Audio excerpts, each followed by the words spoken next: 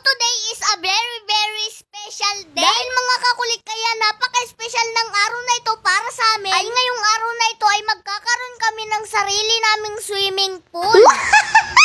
Kaya naman nilinisan ko na at akin na ring winalisan kung saan kami gagawa ni Papa ng sarili naming swimming pool. At pagkatapos ko ngang malinisan ay pumunta naman kagad ako dito sa tindahan malapit sa amin. At nanghingi ako ng mga karton. At kaya naman naisipan namin ni Papa na gumawa ng ganitong bagay ay dahil sa sobrang init pa rin ng ating panahon. Kaysa naman pumunta pa kami ni Papa sa mga resort na may swimming pool. Ay ganun din naman kasi babayad din naman kami ng entrance. Kaya naman yung entrance na ibabayad namin doon ay naisipan namin ni Papa na bumili na lang kami ng sarili naming swimming pool. Sobrang nakakatuwa nga dahil mararanasan ko na ang magkaroon kami ng sarili naming swimming pool. Sa kwento nga sa akin ni Papa nung sila daw ay mga bata pa ay hindi daw nila naranasan ang magkaroon ng ganito. Kaya naman sobra akong natutuwa dahil yung mga bagay na hindi naranasan ni Papa noon ay ipinaparanas niya sa akin ngayon.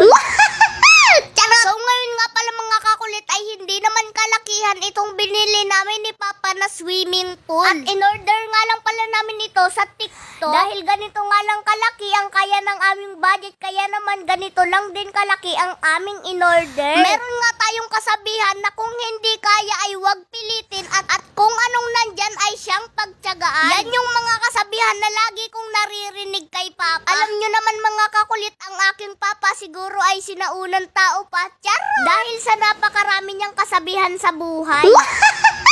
So ngayon nga pala mga kakulit ay mabalik tayo dito sa kwentuhan natin na tungkol dito sa binili naming bagong swimming pool. Hindi naman siya sobrang liit dahil kasya naman kaming dalawa ni Papa. Dahil sa sobrang init nga ng panahon kaya naman pati si Papa ay nakisali sa pagsiswimming ko. At habang ang nakababad kami dyan ni Papa ay naglalaro muna kami dito sa kinakain namin na pakwan. Na ang sabi ko ay pabilisan kami na makaubos ng kinakain namin na pakwan. Sobrang napakasarap nga sa pakiramdam na habang nakababad ka ay meron kang inunguya. At saka kailangan din naman natin mga kakulit na maging mahilig tayo sa pakwan. Dahil sa sobrang init nga ng panahon ngayon ay kailangan natin ito. Dahil mga kakulit sa lahat ng klase ng prutas ay ito yung prutas na tutulong sa iyong katawan para hindi ka ma-dehydrate. Dahil unang kagat mo pa lang ay napakarami ng katas. Charot!